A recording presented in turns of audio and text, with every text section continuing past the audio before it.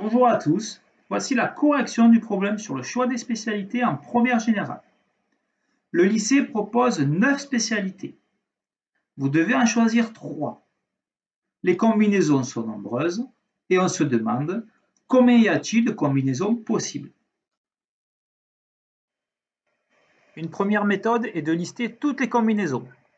C'est une bonne idée, mais c'est un peu long. De plus, si vous choisissez cette méthode, vous devez être bien organisé. Souvent, lorsqu'un élève privilégie cette méthode, il donne une combinaison de moins ou une combinaison de plus. Je présente dans cette vidéo une autre méthode, l'utilisation d'un arbre de dénombrement.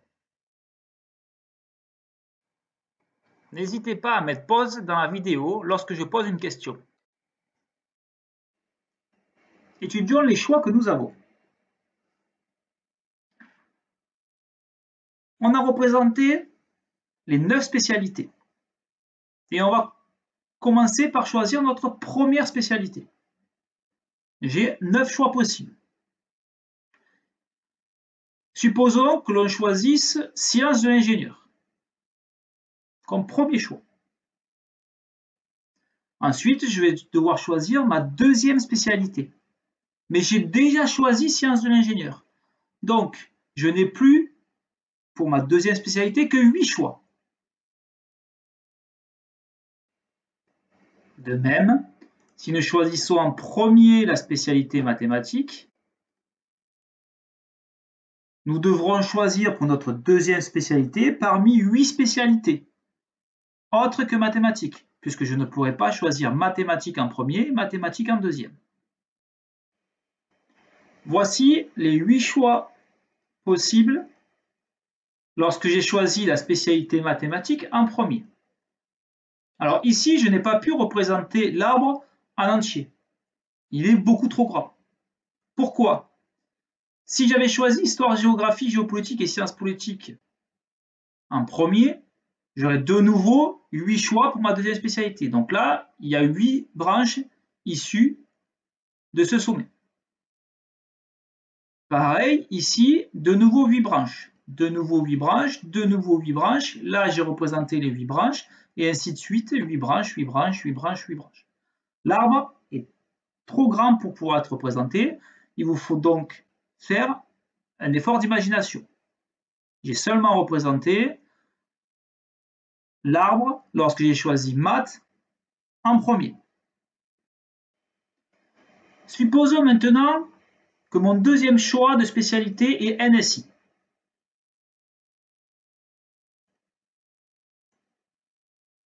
Je dois maintenant effectuer mon troisième choix.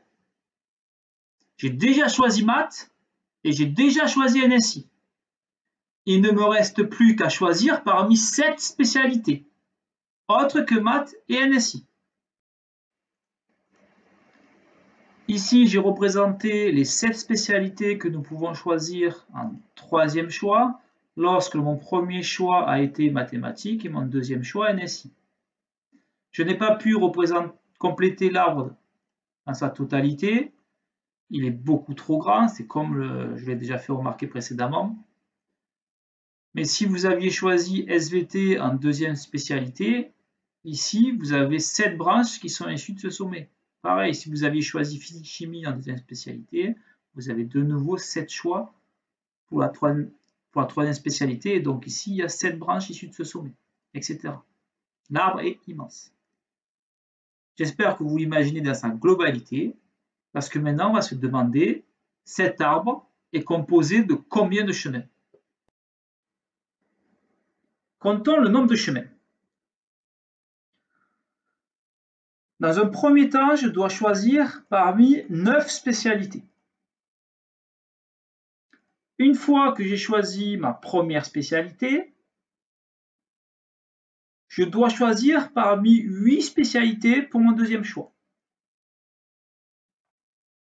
Et une fois que j'ai choisi ma deuxième spécialité, je dois choisir parmi 7 spécialités pour faire mon troisième choix.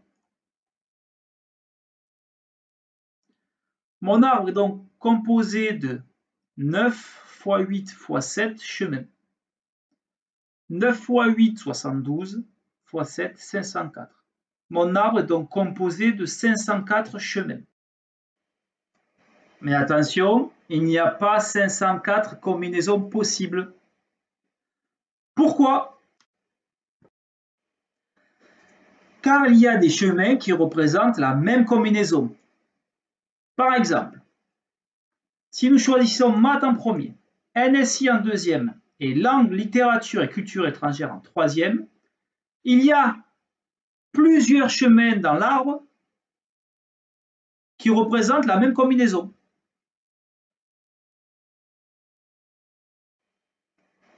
En effet, au lieu de choisir maths en premier, je peux choisir NSI en premier. Je choisis donc NSI comme ma première spécialité, puis mathématiques pour ma deuxième spécialité et langue, littérature et culture étrangère pour ma troisième spécialité. J'ai donc ici représenté un autre chemin qui donne la même combinaison. Au lieu de choisir maths en premier, j'ai choisi NSI en premier. La question que l'on doit se poser maintenant est la suivante. Combien y a-t-il de chemins dans l'arbre qui représentent la combinaison maths, NSI, langue, littérature et culture étrangère? Nous savons qu'il y a au moins 2 chemins qui représentent la combinaison maths, NSI, langue, littérature et culture étrangère. Un premier chemin où l'on a choisi maths en premier, NSI en deuxième, langue, littérature et culture étrangère en troisième, et le chemin que j'ai présenté précédemment, NSI en premier, maths en deuxième, langue, littérature et culture étrangère en troisième. Pour trouver le nombre total de chemins qui représentent cette combinaison, amusez-vous à permuter les 3 spécialités. Par exemple, langue, littérature et culture étrangère en premier, NSI en deuxième et mathématiques en dernier.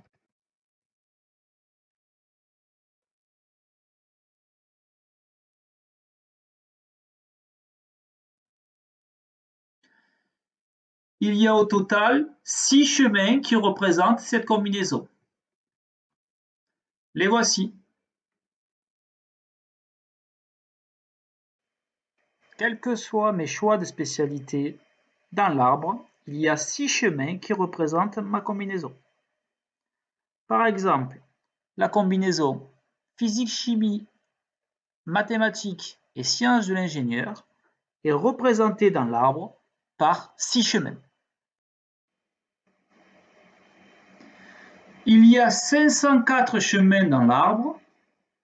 Chaque combinaison est représentée par 6 chemins.